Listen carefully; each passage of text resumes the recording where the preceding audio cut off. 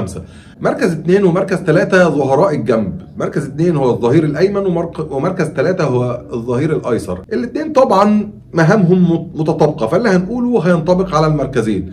ظهير الجنب هو اللعيب الاول اللي بيحاول يساعد قلوب الدفاع في الحفاظ على مناطقه الدفاعيه، وبيحاول كمان يدافع على الجناح اللي ناحيته، وبيحاول دايما يخليه قريب من خط التماس مش من منطقه الجزاء. ده بالاضافه لانه بيكون مسؤول تماما عن التغطيه العكسيه. لما الهجمه تبقى جايه من اليمين بنلاقي ان اللي بيغطي عكسي هو الباك ليفت والعكس صحيح.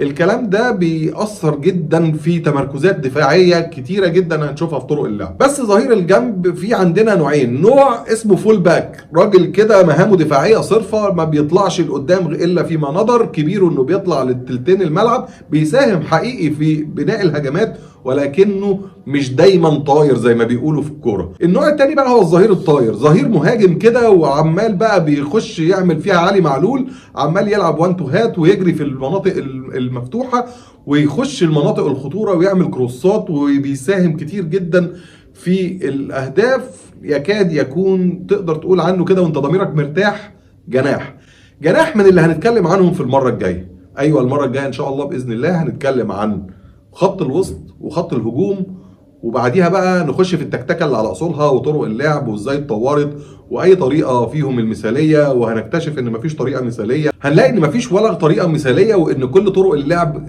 قابله للاختراق لو عندك قراءه تكتيكيه هايله من على الخط، ولو عندك لعيبه عندهم مهارات وخبرات ورؤيه فنيه جوه الملعب. وده اللي هنتكلم فيه كتير قوي وهننبسط منه قوي لما هنيجي للتكتكه، بس احنا دلوقتي بنحط الاساس. خليكم معايا واستنوني الحلقه الجايه علشان نكمل وضع الاساس.